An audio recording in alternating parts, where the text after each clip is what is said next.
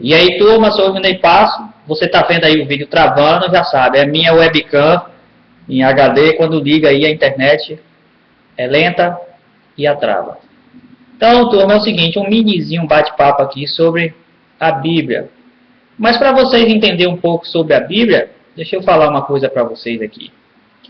Quando a gente compra uma pedaleira, por exemplo, a gente lê o manual da pedaleira, aí a gente aprende a mexer na pedaleira. No momento que a gente aprende a mexer na pedaleira, a gente guarda o manual, e só quando a gente esquece ou tem dúvida, a gente recorre ao manual. Você não fica, toda vez que você vai tocar, você abre o manual, lê o manual todo, agora eu vou tocar uma música. Ah, agora eu vou tirar uma repetição do delay. Você não lê o manual novamente. Você já sabe que pode ser no mix, e aí vai.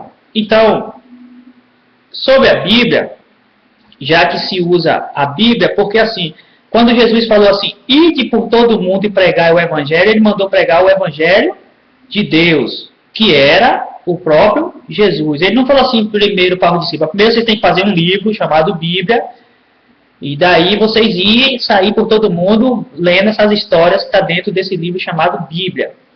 Ele não falou isso, ele mandou que a gente fosse e pregasse o Evangelho. E ainda, ele ainda fala, não cobre nada. Vá, pregue o Evangelho a toda criatura, aquele que nele crê, os batize em nome do Pai, do Filho e do Espírito Santo. Aquele que não quiser meia com o Evangelho, ele ainda fala assim, sacuda a sandália dos pés e deixa a poeira para lá. Ou seja, o apóstolo Paulo, em todas as suas viagens, ele não tinha um livro chamado Bíblia. Esse livro chamado Bíblia, isso surgiu muitos anos atrás.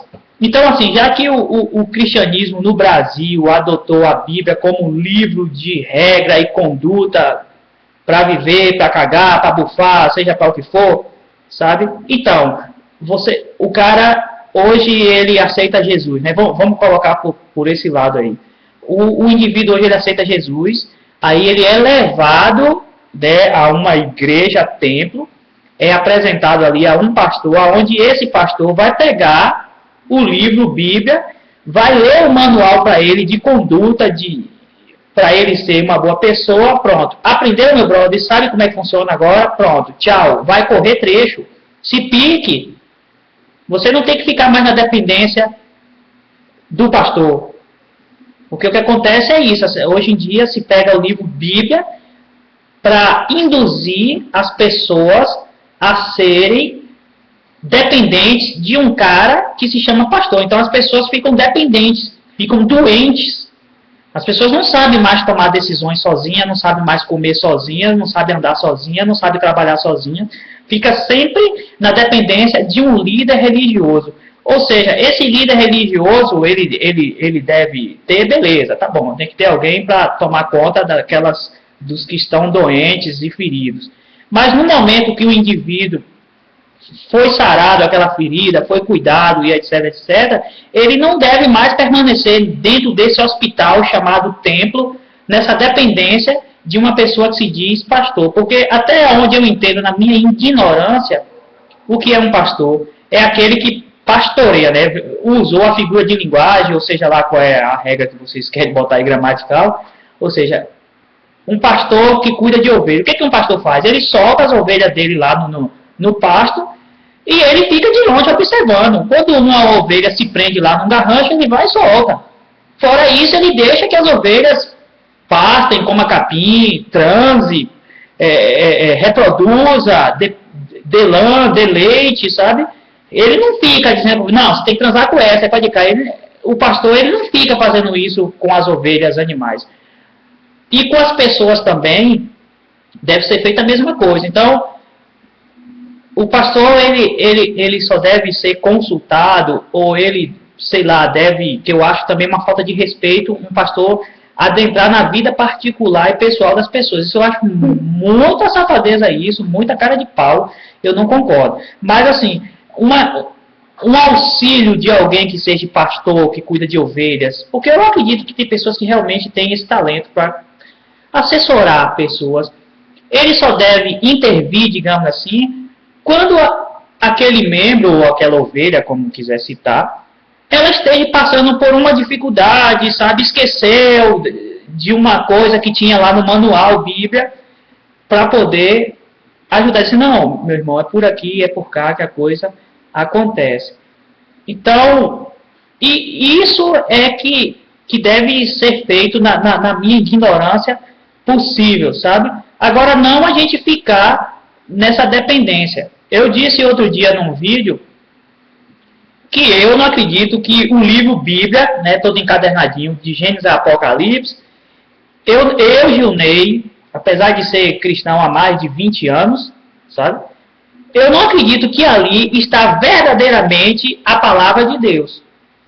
Como eu já falei, esse livro foi criado por imperadores, né? Ou seja, pegou os pergaminhos que tinha das histórias, coisa e tal, e foi encadernar. A própria maneira como dizem que encadernou o livro Bíblia, botou um bocado de livro em pé e orou, e aqueles que ficaram de pé vão encadernar. Os outros que caiu não serve para fazer parte do livro Bíblia, né? Bíblia de biblioteca, quer dizer, biblioteca de livros. Então, a Bíblia contém vários livros. Então, e os outros? Porra, mas como é que um grupo, sei lá, de padres ou de bispos pode determinar que só 72, ou sei lá quanto é, que podia ser encadernado, e o resto? Por que eu não posso ter acesso ao resto? Eu gostaria de ter acesso ao resto, que não foi encadernado, para me ver o que fala. Eu gostaria de ter acesso ao texto original para ver se tudo como foi traduzido está exatamente como era. Ainda mais se tratando da cultura de lá, né? Se você olhar lá para o lado do Oriente, sei lá como é que fala o lugar deles lá, é um povo que tem uma cultura estranha. A mulher só fica só com o olho de fora, sabe? Vive com aquela boca, não tenho nada contra. É a religião deles, eles que se fodam para lá. Mas eu estou só analisando com vocês aqui. Então, assim, as mulheres lá não podem estudar, né? Teve uma menina que levou tiro e morreu um bocado porque é mulher do sexo feminino e não pode ir à escola. Que religião louca é essa, rapaz? Que uma mulher não pode ir à escola estudar? Outro dia eu estava lendo aqui, né, que eu pesquiso, turma. Eu leio pra caralho essas coisas aí. Estava tendo lá meio que uma revolução se discutindo que as mulheres elas não devem ter o direito de escolher a própria roupa para ela vestir. Ou seja, se o homem resolver comprar uma coisa feia lá e dar para a mulher, tem que vestir. Ou seja, gente, a que ponto essa coisa chamada religião tem alucinado as pessoas?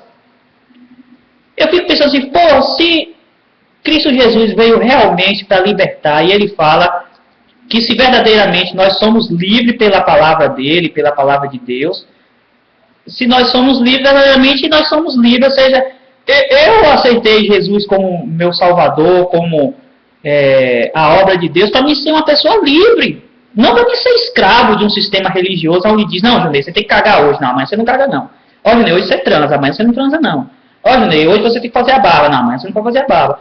Porra, pro caralho com isso aí, né, turma? Não dá pra viver uma onda dessa, sabe? Eu penso assim, que essa questão de espiritualidade tem a ver com cada indivíduo, ele lá no seu particular. Você lá no seu particular, você gosta de orar, você gosta de pedir a Deus que abençoe as pessoas, ou Buda, ou Allan Kardec, seja o que for. Eu sou uma pessoa que eu não estranho nenhuma manifestação religiosa dessa assim. Se o cara acha que o culto dele tem que bater tambor e descer um caboclo, beleza. Ele lá, eu cá. Eu não vou querer o caboclo em mim. Não quero experimentar esse caboclo não, mas fique à vontade, eu vou ficar só observando aqui e reter para mim o que é bom. O que eu achar que não é legal, fica também para minha opinião, não vou lá me meter. Sabe? Então é assim, eu até brinco com a turma assim, os caras falam assim, Junei, assim, eu tenho 2 alunos que é espírita, né? Assim, é espírita que frequenta, não é aquele cara que gosta só da religião espírita. Esse frequenta lá o Bezerra de Menezes. Aí ele fala assim, professor, o senhor em outra encarnação, o senhor acha que o senhor era o quê? Eu falo assim, eu era um maestro muito louco de algum coral. Ou seja, eu me divirto com isso, porra, eu não fico com essa paranoia louca com esse negócio. Então, eu acredito que essa onda da gente ser cristão, isso tem a ver com a mudança do nosso caráter. Eu não fazer o mal para os outros, sabe? Não roubar os outros, não comer a mulher dos outros, cobrar aquilo que é justo, sabe? Não o que não é justo, sabe? Tem a ver com isso. Eu não acredito que o evangelho tenha que aceitar a Jesus como Salvador. Tem a ver com esse negócio. Não. Se você vestir bermuda, você vai para o inferno. Eu, quando estava assim, nos 2 primeiros anos de cristianismo, eu ficava assim, porra, mas vem cá, que Deus é esse aí? Na igreja batista usa short e eles vão para o céu. Aqui tem que usar calça, senão não vai para o céu. Porra, esse Deus tem quantos temperamentos, porra? Quer dizer que Deus é de um jeito na batista, é de um jeito na quadrangular, é outra personalidade. Eu falei, porra, Deus tem um distúrbio bipolar? Pô, eu quero saber qual é a de Deus mesmo aí nessa onda aí, para eu entender. Para quando eu entender, dizer assim, pô, Deus, é assim que o Senhor gosta? É assim que o Senhor se sente feliz? Aí agora eu vou seguir, mas ficar nesse distúrbio bipolar. Não, crente joga bola de tal igreja e não vai para o inferno. O de cá, de tal denominação, se jogar bola, vai para o inferno. E eu fazia esses questionamentos e o pastor passava a cabeça assim, poxa, Juninho, agora você me pegou. Pô, passei anos no seminário, agora você me pegou. Falei, pô, vocês estão dizendo para mim que Deus tem distúrbio bipolar, porque na denominação Assembleia Deus é de um jeito, na Deus é Amor Deus é de outro, na Batista Deus é de outra personalidade, Deus é de outro. Pô, e como é que é Deus então nesse negócio aí? Eu perguntava, vocês têm que me dizer como é que é Deus para eu poder saber. Porque se aqui eu usar short, eu vou para o inferno. Mas lá, se eu pular lá, eu posso tirar short e não vou para o inferno. Então, como é essa? Né? Aqui em Jiqué tem uma igreja que eles, para fazer sexo, eles vestem um roupão, né? Fica só a cabeça de fora do homem e da mulher, e lá no lugar do pênis da vagina tem uma abertura. Aí os dois creem. Quem gozar primeiro, gozou. Não tem negócio do cara fazer a mulher, não. Se a mulher não gozou antes dele, ela se fudeu. E eles ainda fazem um jejum antes da transa, porque se Jesus voltar, né, que essa coisa que tem do livro de Apocalipse, que eles veem que o céu vai rachar e vai vir anjo de trombeta e cavalo alado, essas coisas, aí eles fazem um jejum antes, porque se Jesus voltar, no momento que eles estiverem transando, aí esse jejum os livra do inferno. Então, turma, dá para entender essa loucura? Então, quando eu chego aqui para vocês e falo dessas coisas de evangelho, eu falo para vocês pensar com a razão. Não é pensar com a loucura e nem com o fanatismo religioso. É pensar com a razão. É vocês pensar com as próprias experiências de vocês. Com a própria vivência que vocês têm de vocês com Deus. Se você tem vivência com Deus, experiência suficiente para acreditar que realmente Jesus veio nessa terra, morreu por nós, ao terceiro dia ressuscitou, massa! Se você também não tem essa convicção, massa do mesmo jeito, porque isso é individual, não é mais no coletivo. No Velho Testamento, essa coisa era até no coletivo, sabe? Se um de Jiqué errasse, os outros jiquéenses tudo se fudia. Então, hoje não é mais no coletivo, é no individualismo. Cada um dá conta daquilo que faz diante de Deus. Não é eu que vou prestar conta pelos erros dos outros. Porque, vou dizer uma coisa para você, se fosse esses pastores que fossem prestar conta dos meus erros a Deus, eu ia fazer muita coisa errada no mundo para me ver esses caras sem poder. Sabe? Se fosse um pastor desse aí, que fosse prestar conta dos meus erros a Deus, eu lascava com o mundo. Que era para ele chegar lá com muito erro meu, para ele tomar muita chicotada. Agora, como é eu, individualmente, que vou prestar conta, e agora eu tenho que me policiar, tomar conta, sabe? Então, tudo isso que eu falei é isso. Eu acredito que ainda exista pessoas que realmente têm um chamado pastoral e são pessoas dignas. Eu conheço alguns que eu respeito, que eu tenho admiração, que às vezes até me dá regulagem e eu fico quieto. Falo, não, eu vou lhe ouvir porque eu lhe respeito.